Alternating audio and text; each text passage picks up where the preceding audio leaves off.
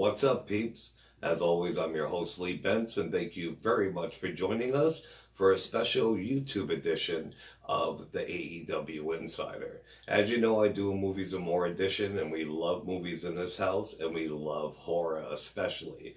If you can't tell just by the decor on the desk, we are covering Friday the 13th. So what I decided to do, because Friday the 13th is this week, is give you our top 5 Friday the 13th films. Then I'm going to do a second video giving you the worst top 5 Friday the 13th films. These are just my opinion. I'm a huge fan of the series. We're huge horror fans, like I said, and these are the ones that I find are the best. And even some of the ones that are going to be on the worst list are actually good, but I'll get into all that. So let's kick this off. All right, number 5 is Friday the 13th, the 2009 remake. Now, I know people right now are saying, yo, fuck this guy, I'm shutting this video off right now, but please, hold on. It's well hated, but I think this movie's great. We absolutely love it in this house. We've seen it opening day. The movie's just awesome. For a remake, I think it kicks ass, literally. This one actually showed how Jason actually catches up to people, how he can track people, how he knows where he is. He is a lot quicker. He's a lot smarter. He's like a hunter. He hunts his prey, which I think is awesome, which people didn't like. But the story of this one is that there's 2 sets of teens. The first group of teens show up. They're there to party and find a hidden marijuana field. While they're there, they do stumble upon an abandoned crystal lake, which you know isn't good, and they're all quickly dispatched soon enough after. Weeks later, one of the girls who got killed in that first set of teens, her older brother shows up looking for her at Crystal Lake in a lake right next to it. At the same time, there's another group of teens that are with their friend. He's all rich and they're at his dad's summer house there to party. So we know Jason doesn't like people sniffing around his home, his lake area, and he definitely doesn't like partying teens. So blood and murder do come right after. I mean, I think it's fucking awesome. This remake did show, it kind of stuck to the original. It didn't really have Jason drowning, I don't think. It might have. I mean, I don't know. I forget. But it did see that his mother, Pamela, got her head chopped off in the first one by a counselor. In this one, he's seen that. It traumatized him, and he took the machete, and he killed ever since, yada, yada. This one, like I said, it shows he's a lot smarter, a lot quicker. He sets traps. He has booby traps set up so he can hear where they're at in the lake, like bells and shit. So that's how it always seems like he ends up behind you, blah, blah, blah, and he's always right there. On this list, on every one of these movies, I am going to name some of the best kills out of it. This one did have some great kills, even if you hate it. There's one at the beginning when Jason takes a guy's girlfriend. He hangs her over a campfire, but she's literally trapped inside her sleeping bag. It's a pretty fucked up kill, but he's doing it for a reason. Like I said, he's a lot smarter in this one. He knows that her friends, or especially her boyfriend, if they see her burning in a sleeping bag or a fire, they're going to come help her. That's exactly what happens. Her boyfriend sees it. He runs to help her. Jason actually set up a bear trap. So he catches his ankle in a bear trap. He catches a machete in the head, and then his girlfriend dies in a fire. So that was definitely a very, very good, cool kill.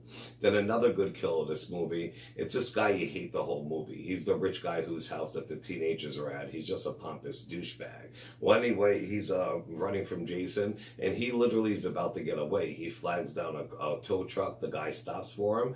He made a fucking wrong decision, though. For 1 second, he decided to turn around instead of run and get into the truck. When he turned around, there was Jason. Jason actually took the machete, put it through him, picked him up like this and just ripped it up through his body, which was awesome. But he wasn't done. As the guy's bleeding, all the blood's coming, he actually takes him and slams him on the back of the tow truck where all those spikes and shit are sticking out. The tow truck driver, of course, is scared as fuck, and he takes off. As he takes off, the teenager's body's just bouncing, all dead and lifeless. So, I mean, it's a good kill.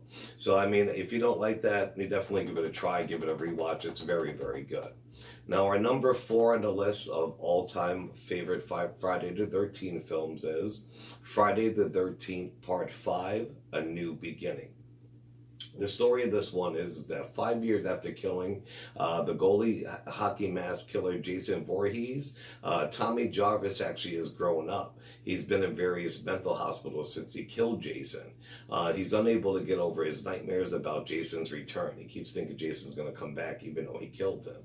When Tommy is sent to a halfway house in the boondocks in New Jersey, it's a house for mentally disturbed teenagers. A series of grisly murders start happening, and another hockey mask killer begins killing off people at the house and around the house. Has Jason returned from the dead to restart his killing spree? Has Tommy decided to take over the reign of Jason, or has someone else? So I really, really like this one. This one is really hated too, though. People either love it or hate it, and that's because of two words, and those words are Roy Burns. This one, well, it starts out like they said. Tommy's been in and out of mental hospitals his whole life after killing Jason as a child, and he just thinks he's coming back. So he gets to this mental hospital. There's a bunch of other mentally disturbed teenagers there. At the beginning, this one teenager goes up to another one, and they get into a little incident. Since they're crazy, the one dude literally kills him with the fucking axe. And then the killings start. Come to find out, and this is not spoiler free. I mean, you guys should have seen these movies, so I'm going to spoil and talk about everything. But come to find out, the paramedic was actually that kid's father. So the kid who got killed there, the ambulance guy who came to get his body is actually his father. But nobody knows he's his father because he gave that kid up for adoption. So he goes on a killing spree to get revenge for the son he gave up for adoption who got killed. But the fucked up thing is that the guy who killed this son actually got taken away to jail. So this guy comes back and just kills the other teens at the house and their neighbors. So it's kind of fucked up and retarded, but it's really, really good. Anyway, this one does have Reckless Reggie, aka Reggie the Reckless, in it.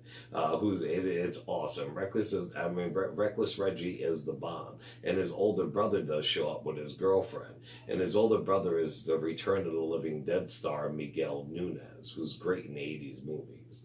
Also, it does have an inbred mother and son. They're neighbors, and they don't like the mentally disturbed kids living so close to them. There's definitely a little nudity in this one because the director of this movie, his job before this was actually making porno films. A little fun fact in this is that Corey Feldman was actually asked to come back to play Tommy Jarvis again because he played him in the last one when he killed Jason.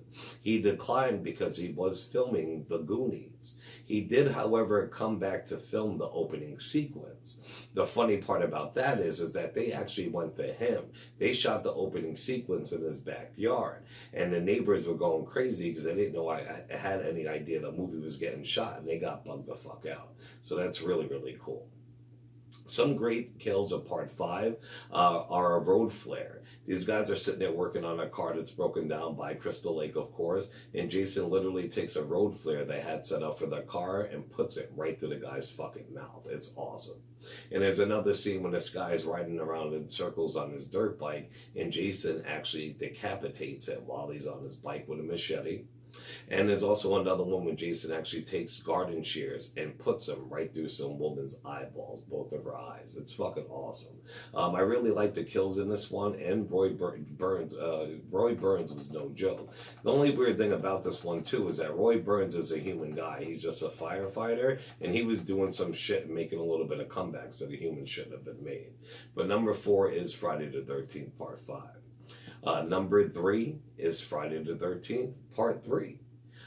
This one is about Jason Voorhees has barely survived the wound to his shoulder from his own machete. He's back for revenge to everybody that visits his woods. As a group of co-eds arrive for the vacation, Jason continues his killing spree.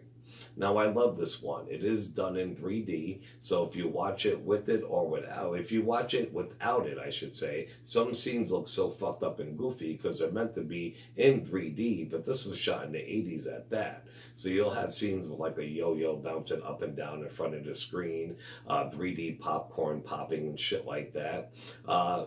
This one also does have one of my favorite Friday the 13th counselors in it. His name is Shelley. Shelly is actually in the new video game that they made. It's not new anymore, but the latest one. And also, he's a legit lawyer who gives advice about the ongoing Friday the 13th lawsuit that's going on right now. Also, there is a cool Tommy Chong ripoff guy in here, and he's actually in the Friday the 13th game with Shelly. This is a big one because Jason actually gets his hockey mask in this movie. This is part 3 because in part 1 his mother was the killer. In part 2 he actually wore that burlap sack on his head. So this is the one when Jason gets his mask. So if you hate it or not, you gotta respect it for that. The right to this film, it does take place at Higgins Havens also. It does have Austin Kills. It's got a cool biker game with a girl named Fox. She's actually in a video game. So there's 3 characters from this one that are in a video game. It sucks. The video game's really amazing, but they had to stop making DLC for it because of that lawsuit that I mentioned. I did cover that in some of my past shows, so check it out. This one is not well liked a lot because of the 3D aspect. We love it, and we have the DVD with the 3D glasses, and it's fun to see it in 3D and definitely in the 1980s. The standout kills in this one for me are a guy doing a handstand. He's actually doing a handstand walking on his hands in a cabin. Jason actually takes a machete and puts it right down his crotch, pretty much cuts him in half. And then later he stores him up in a ceiling board, and he's all split up and blood's dropping. It's fucking crazy. And also there is a hot fire poker that goes through somebody's midsection. And then at one point, Jason squeezes a man's head so hard that his eyeball pops out in 3D. So it's really, really great. It's a classic scene. Our number 3 is Friday the 13th, part 3. Now, number 2 on this list is Friday the 13th, part 4. After being stabbed in the head by Chris Higgins, Jason Voorhees is believed to be dead and is taken to a hospital for an autopsy.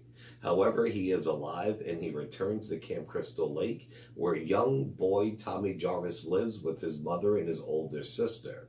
A group of teenagers move into a house next door to the Jarvis home. Jason does begin killing. I love this one. This one has Corey Feldman as a young Tommy Jarvis. He's in the special effects, so he has all these monster masks and cool shit in his room. It's got a whole house full of partying teenagers right next door, so Jason doesn't have far to go in between killing. Crispin Glover is in it, who's the famous actor. He plays Marty McFly's father in Back to the Future, plus many other classic roles. So Crispin Glover's in it, and it also stars the Last American Virgin main star, Lawrence Monason. This one does have a hospital scene in it, which is awesome, kind of like a little bit Halloween. It doesn't stay in there long, though. This was supposed to be the last Friday the 13th movie. How many times have we heard that before? Tommy Jarvis was supposed to get possessed or be so traumatized at the end that he takes over and starts killing, but that never happens. With situations like this, movie rights get sold. Companies, even though the films make money, do not like the reputation they get from putting out films like this. There's different directors and writers that go on to the next movies. So it does stop great storylines like this one from completing to the end. This one does have great kills also. There's a harpoon through a scrotum kill, which kicks ass. There's also a corkscrew through a hand. And right after that, it's followed by a meat cleaver through a skull, which is kick ass. And then the guy is actually hung on a doorway later to block a doorway, like Jesus, kind of, with studs through his hand holding him up. Tommy Jarvis, like I said, is played by Corey Feldman, and him and his sister managed to distract Jason, and they actually put a machete right through his fucking head. But it's better than that, because of course with his weight, he's a big guy, he falls forward. As he falls forward, the machete's on the floor, and you actually see it sliding through his fucking head, through his eyeball and all that. So it's one of the best kills ever, and it actually did happen to Jason, and we want to thank the master, Tom Savini, for that. So number 2, Friday the 13th films of all time are Friday the 13th Part 4. And my number 1 pick for the top Friday the 13th films in history, in my opinion, of course, is Friday the 13th Part 6, Jason Lives. Now, this is my favorite. When I was a kid, I seen it in the movie theater. I don't know why I love this one. It's even kind of goofy, which I'll get to, but I fucking love it. It's just the best. This one is about Tommy Jarvis. Like we said, even though they were out of order, because that's the way the list went, Tommy Jarvis was a kid. Him and his sister killed Jason. After that, he went totally mental for his whole life, and he ended up at that funny farm when the imposter Jason was killing people. And now this one's the one right after. He's an older man right now. He's grown, but he's still fucked up over Jason. You see this list, it seems like I definitely like the Corey Film and Tommy Jarvis storyline out of all of them, obviously. To me, they were the best. This one right at the beginning, like I said, Tommy Jarvis is older, so he returns to Jason's grave in a graveyard. He actually brings his buddy with him, and it's Horshack from Welcome Back Carter, which is fucking awesome. He takes a steel pole, like from the fence of the graveyard, and he wants to make sure Jason is dead. So he opens the coffin and he stabs him with it. Fucking, it starts raining and thundering. Thunder actually strikes the metal rod that he put through Jason, and that actually brings him to fucking life. Now it's up to Tommy to stop Jason again, once again. This one is my fave. Like I said, it's very campy, but it's amazing. It has the Revenge of the Living Dead star Tom Matthews, who's also in the Friday the 13th game. Even though they're not making DLC for it, if you haven't played the Friday the 13th game, definitely play it while you still can. It's so much fun. I mean, really. I love this one because Camp Crystal Lake is actually open. These guys aren't there a couple days before it's about to open and shit goes down like most of them do, or when it's totally closed down, what have you. This is actually open. They've got the counselors there. It's in full swing. The camp is actually full of fucking children, and Jason's on his killing spree. This is the one we find out that Jason doesn't kill kids, and my daughter loves this one, of course, because we watch these with her since she's a kid. She loves them. She loves Freddy too, but she hates him because he kills kids. But she loves Jason, especially because it's her favorite and he doesn't kill kids. So the camp is in full swing. There's counselors, there's kids, and it's fucking insane. So it's a very cool one. I love it very much. Let me see. And like I said, it is very goofy, like the paintball scene at the beginning, what have you, but it's got some great kills that we'll get to. There are some kick-ass kills in it.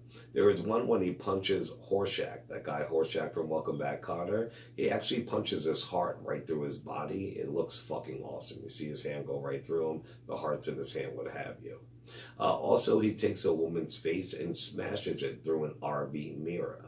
This guy and this girl are in an RV, and she's in the back. They don't know Jason's in the bathroom, so Jason grabs her. He takes her head and he smashes it through a mirror, but he smashes it so hard, you see her facial indentation through the side of the RV from the outside on the other side, which is fucking crazy. And then he also bends a sheriff's body legit in half. And there's many other great kills in this one. To me, this is what Friday the 13th should be. Besides a lot of sex, they have the camp open, they're partying, teens, kids, killing. It's just amazing. So that's our number one pick for the top Friday the 13th film of all time. It's Friday the 13th Part 6, Jason Lives. Like I promised you guys, I'm going to be doing these little things for fun. We love movies, you know what I mean? Holidays are coming up, so why not do them? I do have one coming. I do have the worst top 5 Friday the 13th films. Also, I do have Halloween ones coming out, the top 5 or 10 Halloween movies we watch in the month of October. I also will have a top 5 Christmas movie and a top 5 horror Christmas movie. And this is normally a wrestling channel. That's what it was made for. Remember, we got AEW Wrestling live in Philadelphia, October 16th. We got haunted houses that we're going to, and a lot more. So definitely tell peeps about it. Like, share, subscribe to this channel, and definitely just tune in and support. That's all I ask. I'm not asking for money and no shit like that yet. If I do, I'll start asking for money. That'll just give me money to do a lot more things. I'll be going to a lot more wrestling events. I'll be going to horror conventions and meeting tons of people. So we'll see how it works out. But as always, I'm your host, Lee Bentz. This is the AEW Insider. I will be back later this week with the podcast of wrestling, the podcast for movies. Same thing with YouTube. And definitely tune in to our worst top 5 Friday the 13th films. All right, check us out on all our social media, AEW Insider on YouTube and Facebook, and the AEW Insider 1 on Twitter. All right, as always, I'm your host, Lee Benz. This is the AEW Insider. Ciao, peeps.